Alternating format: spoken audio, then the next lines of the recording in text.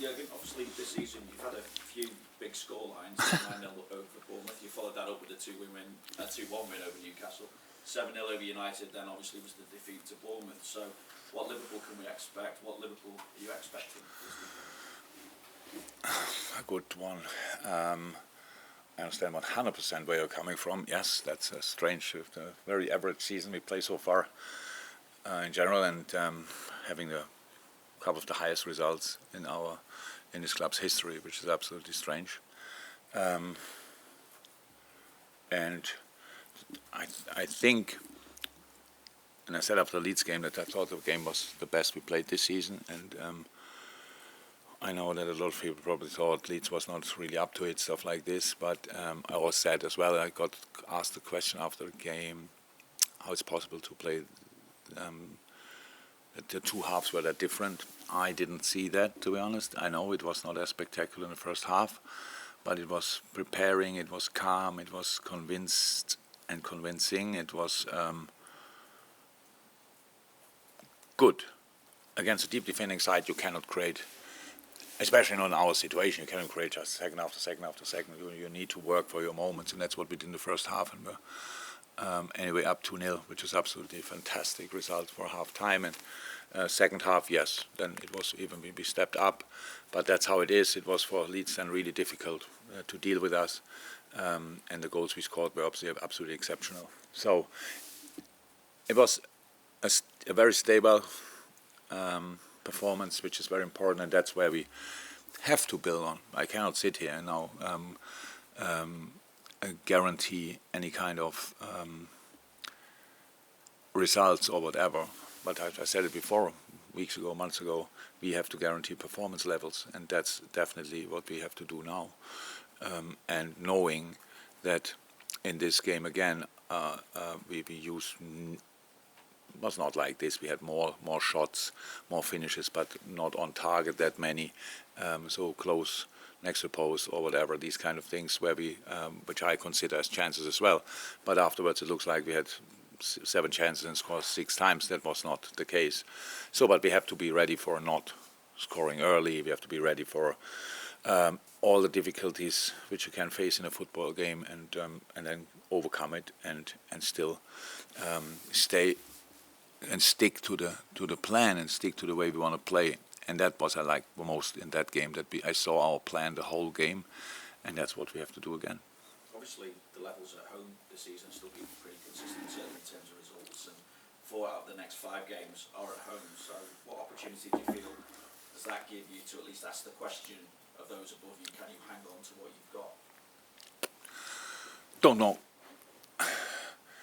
And when you are in a super moment in the season, the only game you have to be worried about and you have to think about is the next one. If you are in not a good situation, the only game you have to think about is the next game. There's no alternative to that.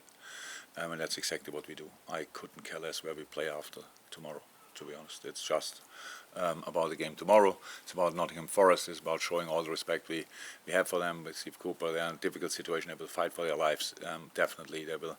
Each point they can grab will be massive, and if they can get 3, it will be super massive, and that's that's a team I expect. That's definitely the opposite of a friendly game, and that's what we have to be prepared for. But it's Anfield, and we have to use that as well. That's true. But one game. If we take it game by game, there's no other chance to do it, and then we will see. Whatever we can do in this season is only. The only thing what gives us any kind of chance is winning an awful lot of games. If you don't do that, we don't have to really talk. And I don't like that always talking about we win 1 game, then I have to talk about what would it mean if we win the next 4. That makes no sense. All our focus on Nottingham. I just wanted to touch again on Trent's switch of position or hybrid position, because it's obviously been met with quite a positive reaction. I just wonder now, is it too early to say whether that's the role for him moving forward, or is that his long-term progression now? We will see that. Trent is on each position he played for us was always a super important player. This now slightly advanced role suits him in the moment really well. That's good. It's a challenge for everybody else to cover the spaces when we lose the ball, theoretically. But that with him there, we didn't lose that many balls, which was helpful as well. And yeah, that's it pretty much. But it's not written in stone or whatever. Why should we? He can play in different ways, and how he played the last 2 games was really good. That's true. Thank you. Any fitness concerns for the weekend, Jurgen? Yeah, unfortunately, Bobby picked up a muscle issue a little bit. We will see how long that takes. It's not too serious, but yeah, it's definitely out for tomorrow, and yeah, next week we have 2 more games. I would say they are impossible as well, and then we will see. Then we have to take it day by day. That's actually ruined my next question, because I was going to ask you about having all 6 of your front 6 available and how you pick between them, but it's 5 now. How do you still pick between those 5? Is it about looking at the player's form, about targeting the opposition in certain ways? How will you decide? The ticket into this team must be and will be definitely again counter-pressing. So that's how everything started. I wouldn't say we lost it a little bit out of eyesight, no, but we have so many.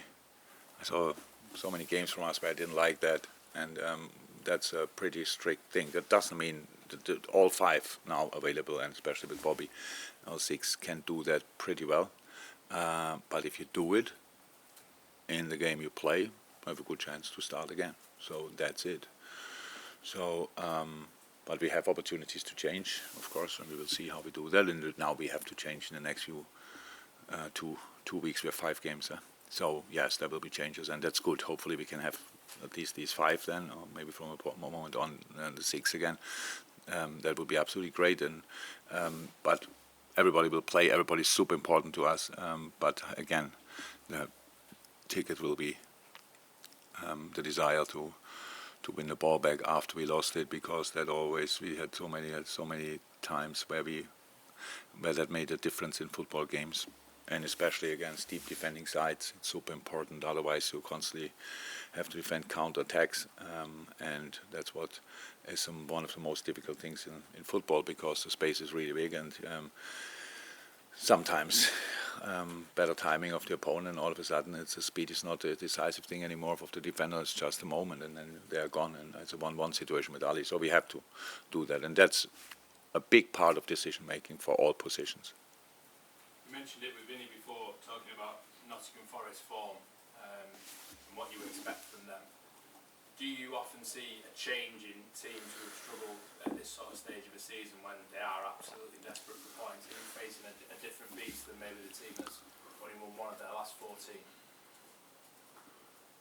No, so we had now our analyst meeting already prepared everything. So it's a rather pragmatic style now. It's now clear. It's long balls, early set pieces, taking them there. I know Steve can play. Has ability as a coach, as a manager, to play different ways, but obviously probably confidence is not on the highest level after the recent run of results, and so going there, becoming more pragmatic, it makes absolutely sense, and that's a team we have to expect. But it starts all with winning challenges, and that's what everybody can do, and that's what they will try to do definitely. And then they have speed up front, technique in midfield, experience in the last line, so there's everything there actually. I can't explain 100% why it didn't work out that well now. They had a super spell late last year, early this year, and then from a moment on it didn't work out for them anymore as well. But not all performances were not worth a point, or 3 points. Sometimes you have to be lucky, but the quality they have is clear. And if we wouldn't respect what we do, definitely, if we wouldn't respect that quality, we would be already on the wrong side. And because up front, David Gibbs-White, Johnson, and Taiwo, they all can cause you massive problems. And they have, obviously, it's a big squad. They have much more options as well. So, we will see who Steve will line up, but we accept a really tough game. Salah, if he scores another goal, when he scores another goal, will join Robbie Fowler as 6th on the list of Liverpool's all-time scorers. he's broken so many records this season, and you said before you felt it was an average season, it's been a challenging season. What does that say about him that he's continued to break those records? Yeah, I think that's no doubt. I think the really, but I know. So like when I worked together with him for so long and was always stood more or less next to him when he broke the next record. But last week when I heard him the most left-footed goals in the Premier League history, I have to say that's insane. But when you see the names below, Fowler, Van Persie, Giggs, stuff like this, Premier League greats, absolutely. So that's massive. So that's massive. And how it always is in life. As long as you are together, you appreciate some things, maybe not as much as you should. We do. But, yeah, saying that, surpassing Robbie in another stat, I know that Mo likes these kind of things and will fill his tank definitely for the game. But in the end, he's not only, I don't know the numbers about his assists, but that's pretty good as well. So he doesn't forget that it's important or really nice to break a record, but much more important that we win the game. And for that, you sometimes rather pass the ball than shoot yourself. Carl? Just go back to Trent and his position. How much time have you had to work on that with him, and what does it say about him as a footballer that he's put in those performances in the last 2 games? Yeah, a week, but it's not. How I said it after I said it. It's not the first time that we play it like that. We have a lot of situations where it's slightly different, but it's not as different as we had it in some other games where Trent wasn't all the time his right back position or higher up or these kind of things. So yeah, we had a week. So that's absolutely okay when the Trent is a smart player, but it's much more about how we set it up around than the Trent can play the position. We were never in doubt, but you have to set it up around that then, because there are moments when he's again, when we lose the ball, we have a different formation. Where's Robbo in these moments? Where are Virgil and Ibu in these moments? So these kind of things. How do we get him on the ball? So because that's obviously important, and we sit here and talk about it, and maybe we do it like this tomorrow or not. We will see. But if Trent shows up there, maybe gets a man marker. That's possible, obviously, and then you don't get on ball. Then we have to deal with that. These kind of things. So it's now not the solution for all the football problems we had this year, but he has potential to play that position. That was always clear, but especially in the way we do it now, with defending on the right back and offensively being there, that's absolutely fine, and we will see where it leads to. Another positional question from me. Darwin's been here most of the whole season, and he's got a decent goal return. I'm sure he's not been in the team starting recently, but is he still trying to find a role within that front three? Because he's done left, he's done sort of centre. Well, Darwin is a player with a different skill set to all our other players. So that's good. That's good. He's a real handful. He's a machine. And he will score a lot of goals. He scored already a decent number of goals, so that's all fine.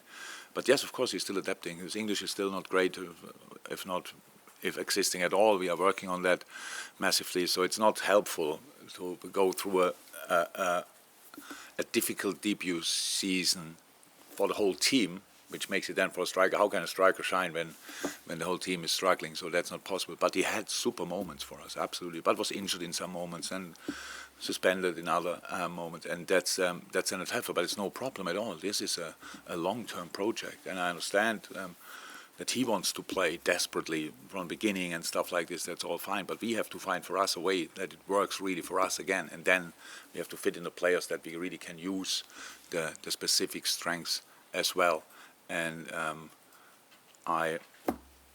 I'm completely fine with the situation. So, but I understand that Darwin is not always fine. But it's not that he smiles in my face when he realized that he will not start. It's not like this. Oh, thank you, boss. I anyway had no time. So that's not like that. But it's absolutely fine. It's that's how we have to deal with the situation. When you have 5-6 players available up front, I have to make decisions. That's good. That's good. That's how it should be, and then we will see. And the boys, the door is miles open. But the more sessions we have, the more sessions you have to show up. And he came on and was exceptional. To be honest, it was exceptional. Not only the goal he scored before that as well. It was absolutely exceptional. It was exactly the right way.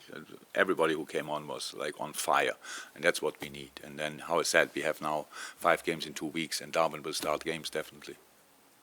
David. Just to follow up on that, in terms of in the long term, do you see him in that centre forward position rather than on the left? Do you see him option across the front line? He's a centre forward who plays on the left when he plays on the left, so that's how it is. Yeah, but we need definitely it needs a specific setup that he can play and defend in the centre.